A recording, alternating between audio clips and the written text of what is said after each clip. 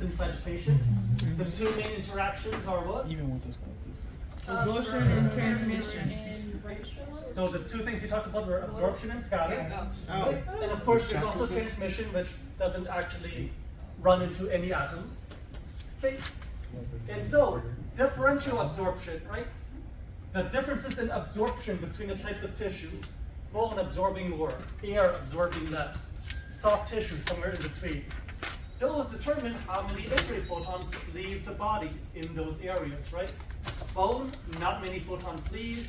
Air, lots of photons leave to reach the IR, right? That's how we create the image, when photons reach the IR. So, how we capture and process these photons depend on the type of image receptor we are using. Old school, back in the old days, like even before I was in school, we used film screen. Ms. Bonilla and I are probably some of the last techs to use film screen because it's on top of a really old Panarex machine. Nowadays we have digital image receptors. Okay, that's what all of you use in clinics, CR and DR. And then we also have dynamic imaging. Anyone remember what dynamic imaging is? That's right, fluoroscopy, fluoros, right? So fluoro, C-arm, right? So OR, IR, that is dynamic imaging. Okay, more of a refresher. Different anatomic parts attenuate the beam different amounts. Makes sense, right? If everything attenuated the beam equally, we would not have a picture. It would just be gray. So, bone absorbs more, bone attenuates more, right? Air absorbs less, air attenuates less. Okay, absorption is based on photoelectric effect. Remember the two main things, atomic number, photon energy. Okay. Scattering, that's mainly our Compton. Remember, atomic number does not affect Compton, and it increases with energy. Okay, so as kVp goes up, absorption goes down, scatter goes up. Be careful with this. Be careful with this because it will affect your image. So make sure you choose your values wisely. And then finally, we have transmission. So no interactions with the atom. Photon just travels straight through the body and hits the IR. So, some other things affecting attenuation. First big one is tissue thickness. Because you may have just seen in clinic, but taking an X-ray of the finger or the hand uses very different energy values compared to taking an X-ray of the abdomen or the pelvis. Abdomen and pelvis, much thicker, right? Mm-hmm. So, the thicker the tissue, we have more attenuation, more chances for absorption, more chances for scatter. Okay? And so, in order to counter this, we need more X-rays to produce a diagnostic image. Right? If not as many X-rays are reaching the IR, we increase the number of X-rays coming in, so we have more X-rays coming out. Make sense? Mm-hmm. Right? It's like, let's see. What example do I want to use here? For attenuation? For attenuation. Yeah. More rain, more water flows. Okay, yeah, more rain, more water flow, right? If I've got rain and I've got some dirt, right? I pour some water is going to get absorbed in the soil, some water is going to make its way through, right? If I want more water to come through, I just add more water at the start. Okay. I was thinking more along the lines of, if I want more people to pass the registry, I just throw more people at the registry. Yeah. Okay. That could be filtration as well. But the idea, right, is it's almost like filtration, right? It's almost like filtration in that if we want more stuff to come out, we need more stuff to first go in. Okay, so thicker anatomy, we need more X-rays. Thinner anatomy, we need fewer X-rays. That's why abdomen mass is something like 40 or 30. hand, mass is something like 2. Right? You need a lot fewer X-rays to go through the hand compared to the abdomen. Every 4 to 5 centimeters of tissue, so this is about every 2 inches of tissue, it will reduce transmission by about 50%. Reducing transmission by about 50%. What does this sound like? 15% rule. Locating. 50%. Oh, no, it's the, thank you, half value layer. That's right. It sounds like half value layer, right? So this works very similar to half value layer. For every 5 centimeters of tissue, it's basically a half value layer. It reduces the number of X-rays going through 5 by 50%. So if I'm X-raying a patient, let's say I X-ray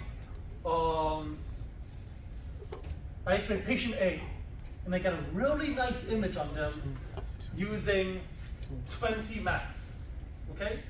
I get a really nice image with 20 max. Next patient comes in, same anatomy, but that anatomy is 5 centimeters thicker, right? It's a bigger patient. How would I change my technique in order to get the same nice image? I would need to increase my mass, right?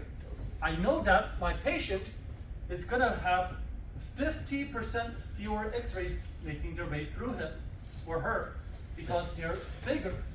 So I need to increase my mass so that the same number of X-rays are still reaching the IR. So if the number of X-rays are going down by 1/2, I need to double my mass so that the intensity at the IR remains the same, right? So tissue thickness affects how many X-rays go through, and so this will affect our exposure factors.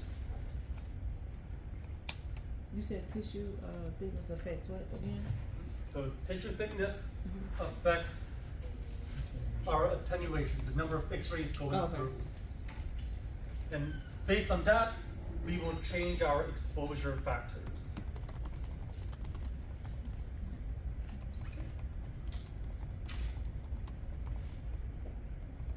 So, in addition to tissue thickness, we also need to concern ourselves with the type of tissue. Now, remember, the type of tissue does not matter for scatter. Right? Type of tissue does not matter for scatter because scatter is independent of atomic number. But type of tissue does matter for absorption. So, higher atomic number means more absorption. So bone, high atomic number, absorbs more X-rays. Air, low atomic number, absorbs Less. much fewer, much less, right? So more X-rays will go through air, fewer X-rays will go through bone, just because of absorption. Why? Because of the atomic number. Okay, so here are some approximate atomic numbers. We call these effective atomic numbers because, let's be honest, bone is not an element on the periodic table, right? Bone is made of a bunch of different elements. And so we kind of just average out those atomic numbers. And so this is about what we have for bone versus muscle versus fat. But as we can see, much higher than the other two.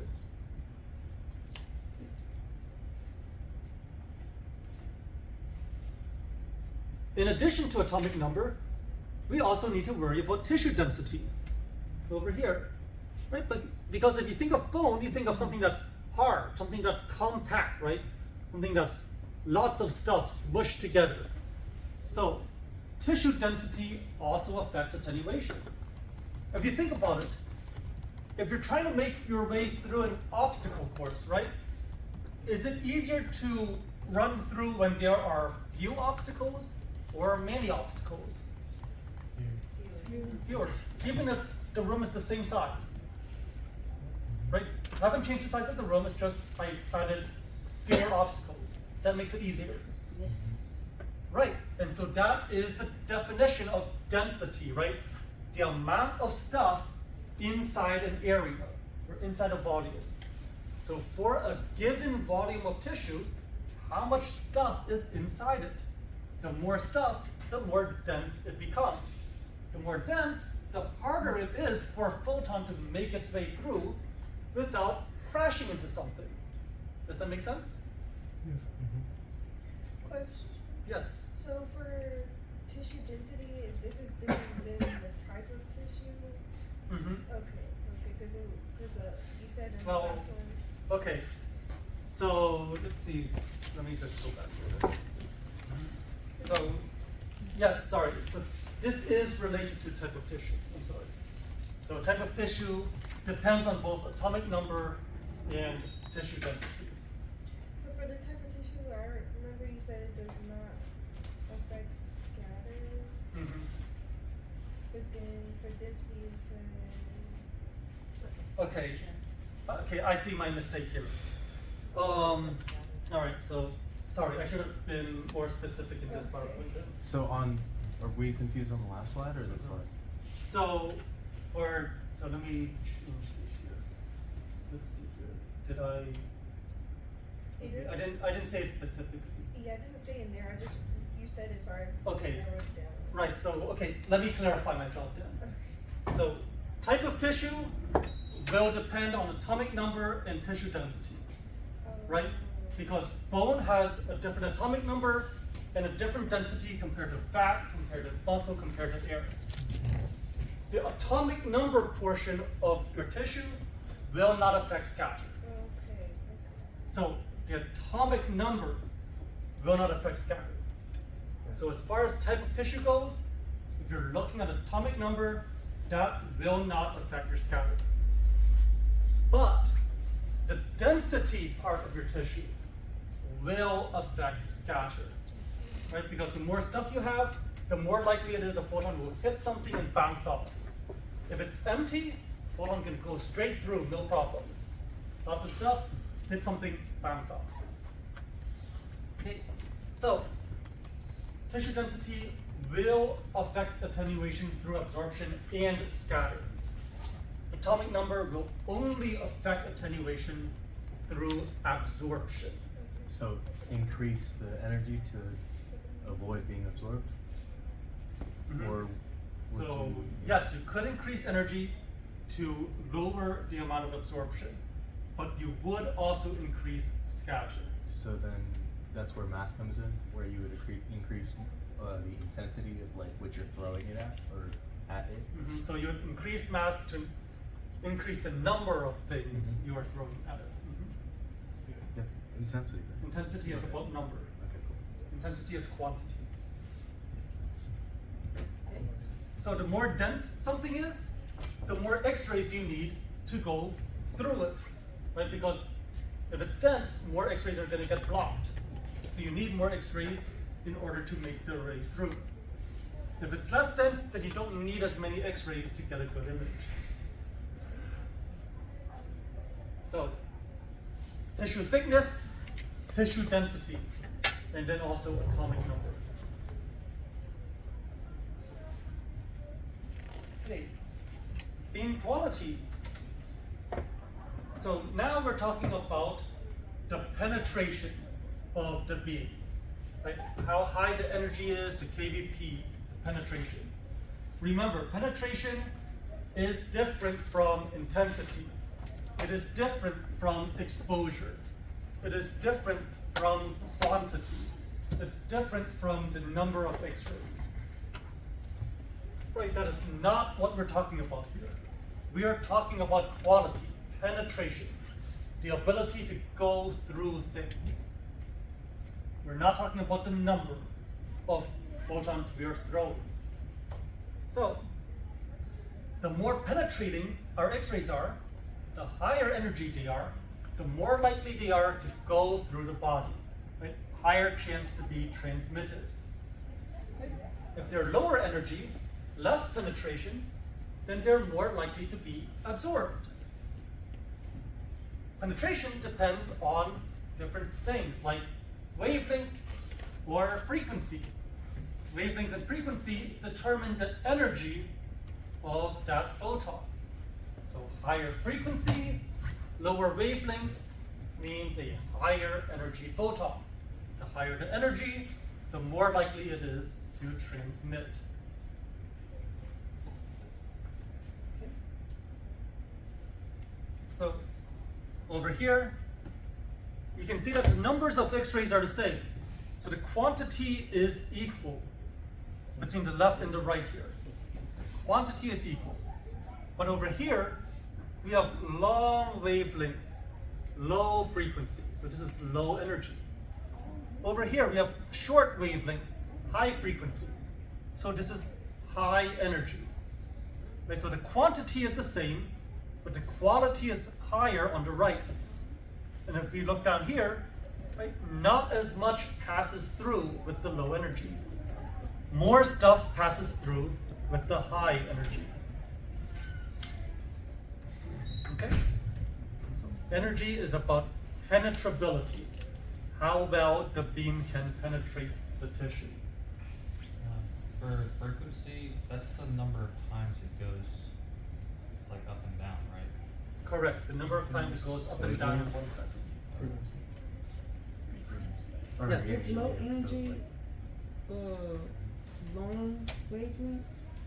Correct. Low energy is long wavelength, low frequency. Oh, low frequency.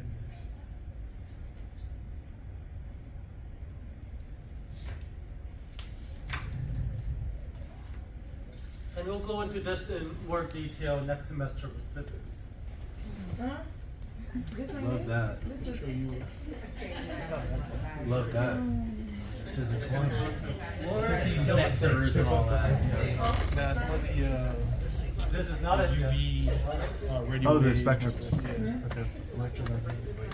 I think I might need to borrow Reagan's double horns here. No, we only have it. We see it. We see it. You got something to say to you. Mr. Phung, you said so much in his chest. I said you already have it. We see it. You know. Oh, you see it? You gotta have that extra. I mean, not the extra is the double vision. Double vision. All right, so I'm an anime character now? what does all of this tell us, Don't right? need to know. What is the purpose of all of this? So, the radiation which leaves is our exit radiation, right? Our remnant radiation. The radiation that leaves the patient and goes to the IR. That remnant radiation is supposed to represent the anatomic structures it passed through, right? The radiation that passed through the lungs, we should have a lot of X-rays. The radiation that passed through the spine should have very few X-rays. Okay, so it should represent the body part. Scatter is radiation, right, that makes its way through, but does not provide useful information. So when scatter reaches the IR, it doesn't tell us that, oh, this part was low attenuation. It doesn't tell us this part was high attenuation. All scatter does is expose the X-ray or expose the IR randomly. It just puts a random splotch of black somewhere on your IR. You get enough of that, and you make your IR look gray. You make it look foggy.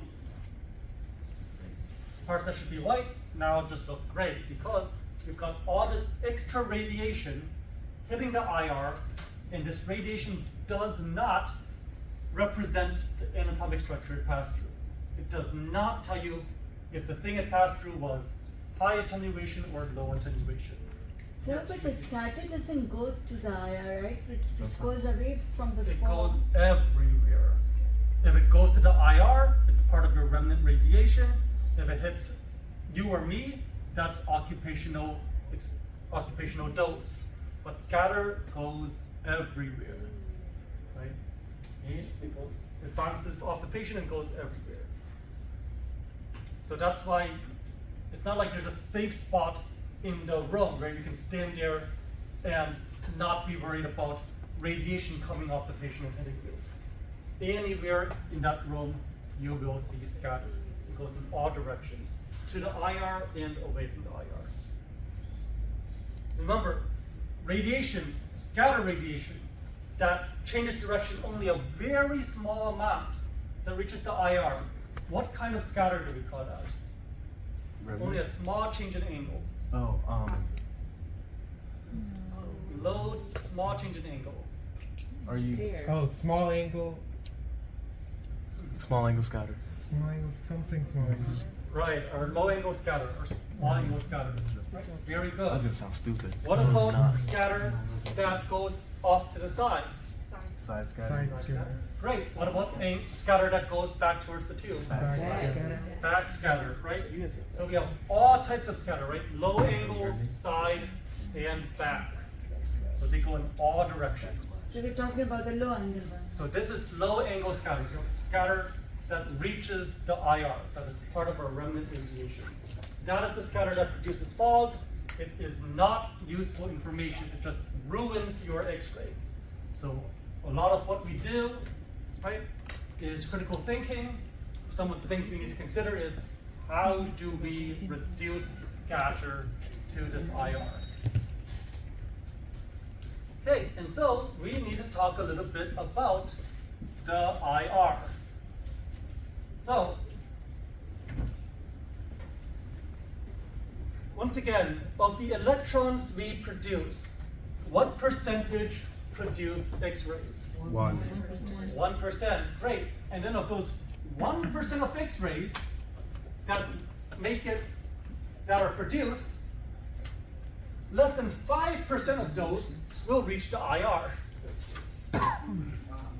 Right? X-ray is actually very inefficient. Right? We're making a lot of junk stuff that is not very helpful, right? We're making a lot of junk heat, we're making a lot of junk X-rays.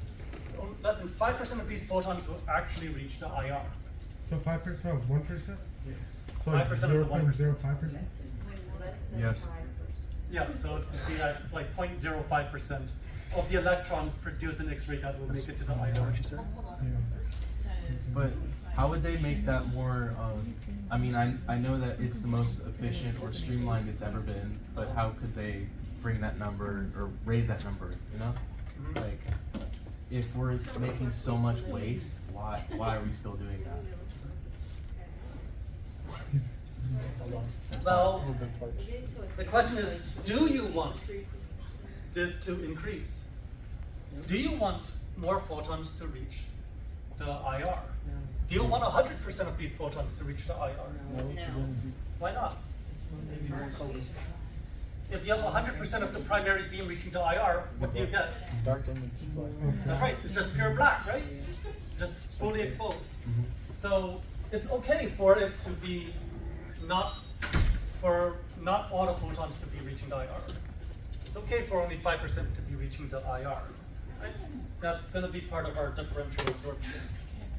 So it's expected that we have a lot of photons that are absorbed. Can this be improved? Possibly. Do I know how? No. If I did, I'd be out there doing that myself. Making my own X-ray machine. Making that money, right? But yeah, it's okay for not all the photons to reach the IR. That's know, what 10 pages we gonna be don't long. want all the photons to reach the IR. We need photons to be absorbed. Probably not. Okay, so now, vocabulary terms. There are 2 words you must know. Sorry, 2 phrases you must know. Latent image, manifest image. The latent image. So when you have your cassette, right, and you X-ray, you shoot your X-ray and it hits the cassette. Do you see your image on the cassette? No. But is the information there? Yes. That information is your latent image. It is there, it has the potential to turn into a visible image, but you can't see it right now. But your latent image is your invisible image. Your manifest image is when you take that latent image and you process it somehow to turn that data into an actual picture on your screen. That is your manifest image. So latent image, invisible, you can't see it, but the data is there. Manifest, actually visible. Okay? And so on Wednesday, we will be talking about how we go from, or a little bit more about how we go from latent to manifest, and more about the different IRs as well. Are you gonna send us these slides when we're done? I will send these slides when we are done. Yes. That's, What's the point?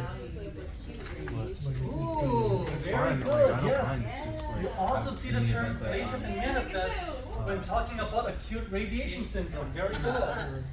Very good. So please don't mix them up. Please don't mix them up. Okay, any other questions? John? That's so spicy. What's the homework due? Oh, let's see. You're a menace. It should be on the new syllabus, so I'll send that